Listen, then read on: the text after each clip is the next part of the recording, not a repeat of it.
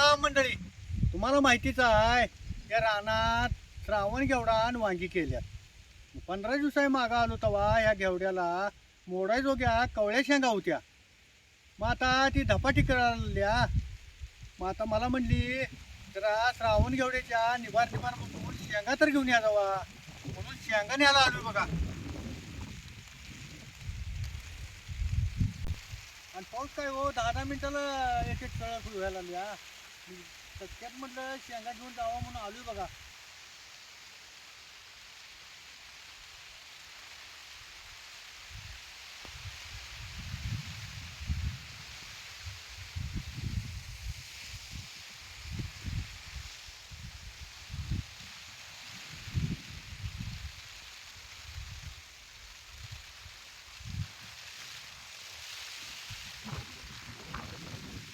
अजून काही शेंगा सगळ्या निभार नाहीत.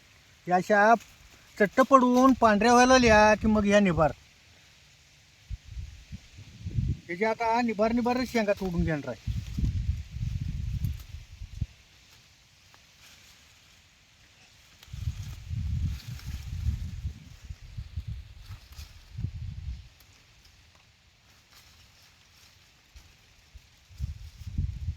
या अशा निभारच शेंगा घ्यायच्या म्हणजे ह्याचं बी निघतात.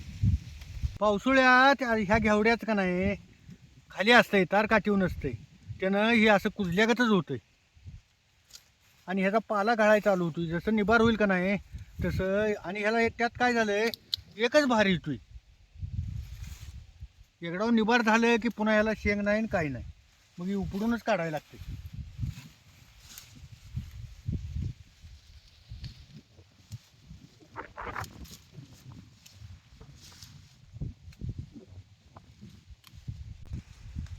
हे घेवडेच याल जरा खालवर खालवर करून निभार बघून शेंगा जरा उसळी कुठल्या घेऊन जातो की. या सगळ्या शेंगा निभार व्हायला अजून एक आठवडा गेलं पाहिजे, म्हणजे सगळ्या शेंगा एकदम तुटत्यात. ह्या एवढ्या सगळ्या रानात वांग्या तोरून आणताना मिरच्याची एक 5-6 झाडं घेऊन आलतो बघा. मग ती कुठं कुठं मिरच्याची झाडं लावल्यात. मग आता धपाट्यात घालायला त्याला मिरच्यान कशी भरली बघितलं का, धपाट्यात घालायला जरा मिरच्या बी घेऊन या म्हटल्या. म्हणून जरा आता याच्या निभार निभार मिरच्या तोडून घेतो.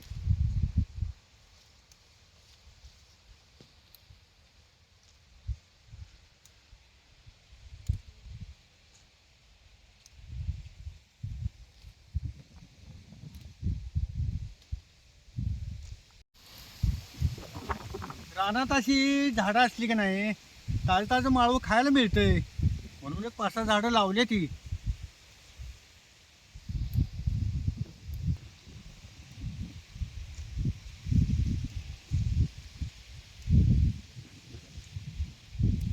अगं तू संग संग मिरच्या आणायला सांगितली होती धपाट्याला, त्या मिरच्या बी घेऊन आलोय बघ. अहो याला ती शेंगा तर साडीनिबार झाल्यात काय. अगं अजून कुठकुठं कवळ्या आहेत त्या, आणि एक 5-6 दिवस गेलं की 4 बायका घेऊन सगळ्याच वरबडायचं बघ. हे मग सगळं तोडून शेंगा निबार झाली. याल खालवर खालवर करून का नाही निबार निबार बघून शेंगा आणल्यात बघ.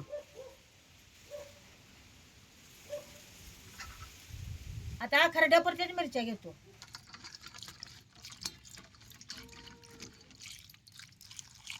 चुलीत बी लाकडाचा चांगला आर पडलाय. आता हे धुतलेल्या मिरच्या आरात भाजायच्या. आता या आरात अशा मिरच्या टाकायच्या. आता हे लसणाचा गड्डा बी ह्याच्यात भाजून घेतो. अशा मिरच्या आणि लसूण आरात भाजून घेतला का नाही खरड्याला चांगला खमकपणा येईल. मिरच्या भाजून तर संग संग दोघं सर शेंगा तर सोडून घेऊया. होय ग, चटक्यात आवडतंय. कुठलं बी काम करायचं म्हटलं तर दोघांनी संग संग केलं तर ते काम चटक्यात आवडतंय बघा. आणि एकामेकाला मदत होत्या. आता मिरच्या बी आरात चांगल्या भाजल्यात. आता काढून घेतो काय कशा भाजल्यात मिरच्या.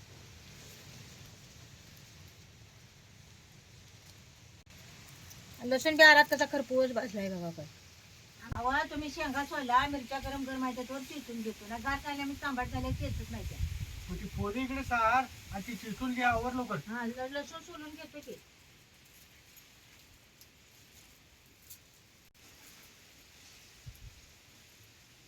पावटे शेंगा अजून अर्ध्या कच्च्याच निभार झाल्यात, म्हणून पावटं पांढरं काळं असं सोलताना निघतात बघा.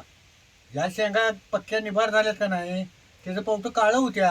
शेंगा सोलून हे काही असं पावटं निघाल्यात बघा हे. यात सगळं पांढरं काळं मिसळच झालंय. पावट्याची उसळ खायला लई चांगली लागत्या, म्हणून जर शेंगा जास्त सोलल्यात. ठीक आहे. पावटे शिजवून घेऊन आहे त्याची उसळ करणार आहे, म्हणून पावटे शिजत घालायला याला आधार ठेवले. आता याच्यात पावटं होतो.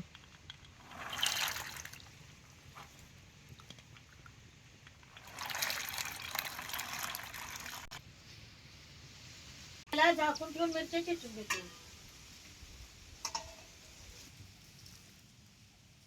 आता ह्यात एक चमचे जिरे घालतो आणि मोठं मीठ बी टाकायचं आणि जरा कोथिंबीर बी घालायची. खरड्याला जरा मोठंच मीठ घालायचं म्हणजे खरडा लवकर बारीक होतो.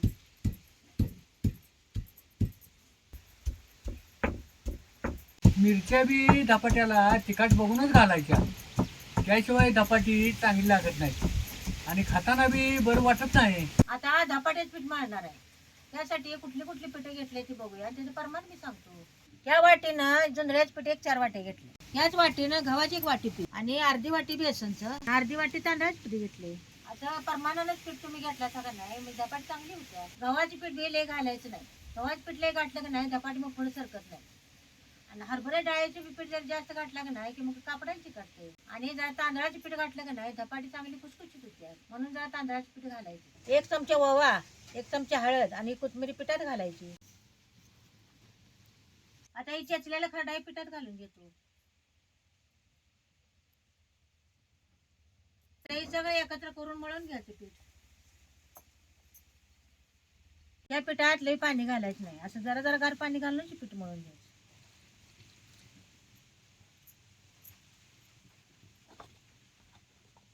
भाकरीला पीठ मळते असे याचे पीठ मळून घ्यायचं.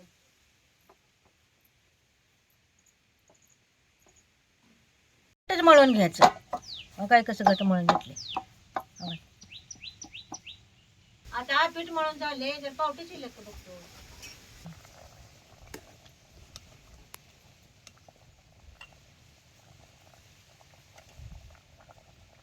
आता हे पावटे पाव कसं गरगरीत हो काही शिजले हो काही. आता याला खाली उतरून घेऊन उसळ करायला कडे ठेवतो.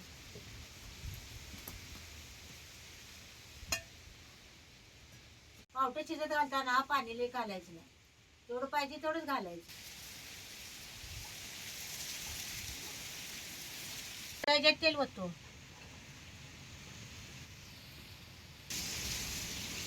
एक चमचा मोहरी टाकायची आणि 1 चमचा जिरे टाकतो.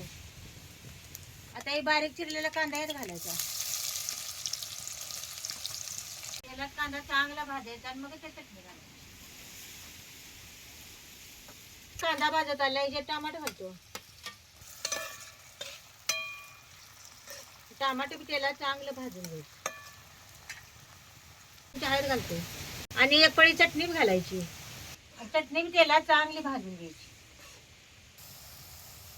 आता हे तेलात सगळं चांगलं भाजले. आता शिजलेलं पावटे वाटायचे.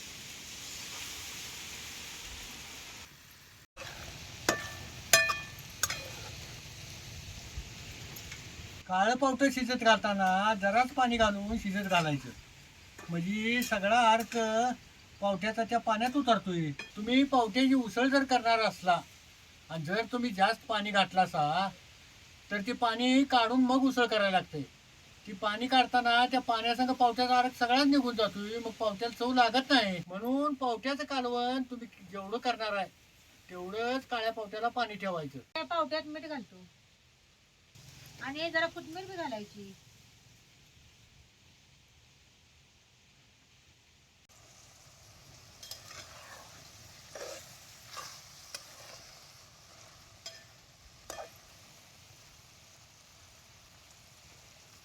काळ्या पावट्याची उसळ खायला तयार झाली बघ. आता उसळ झाल्या, गरम गरम धपाटी करतो. संग संग जेवून घ्या. होय ग, गरम गरमच खायला चांगलं लागतंय.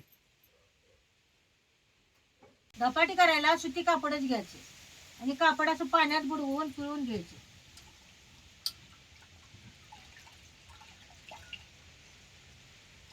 असं पाक पिळून घेऊन मग त्या पळपडा हातरायचं.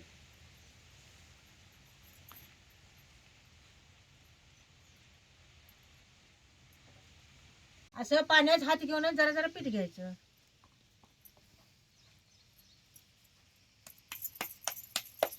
आणि असं या कपड्याला बी जरा पाणी लावायचं आणि मग त्याच्यावर असं धपाट थापायचं.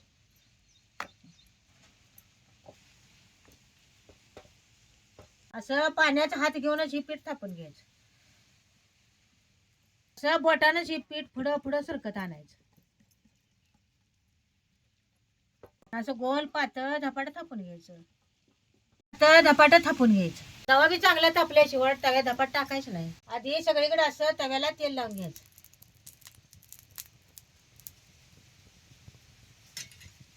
दुईकडे कापड धरून असं तव्यात टाकायचं धपाट.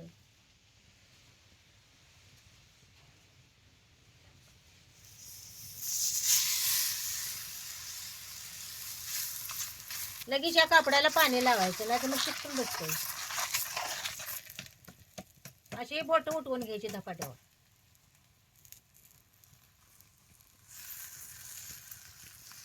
आणि लगेच याला झाकून ठेवायचं.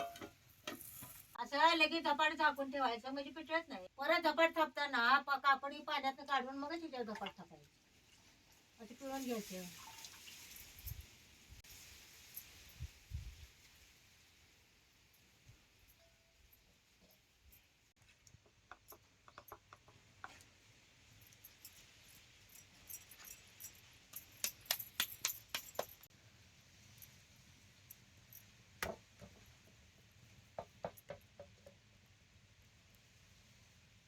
धपाटी थापताना अशी पातळच थापायची म्हणजे खाताना चांगलं लागतं. आता धपाट भाजले का बघूया.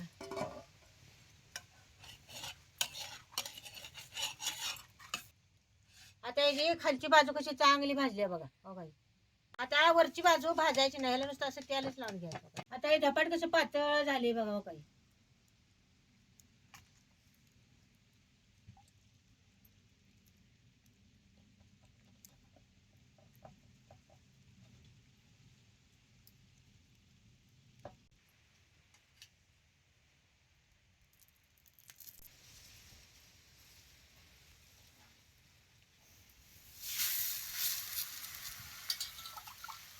आता प्रत्येक धपाट्याला पाणी लावायचं आणि अशी बोट उठवायची.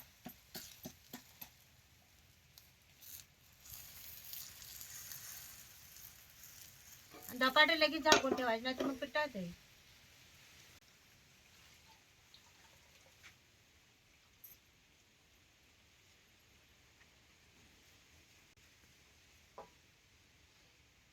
गरम गरम धपाटे झाले ते तुम्हाला वाढू काय हो. मग वाढ की आता.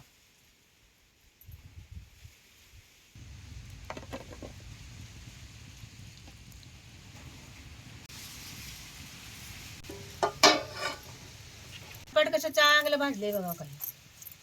आता याला वरती जरा तेल लावून घेतो. आता हे धपाट कसं कुरकुरीत भाजले बघा काही.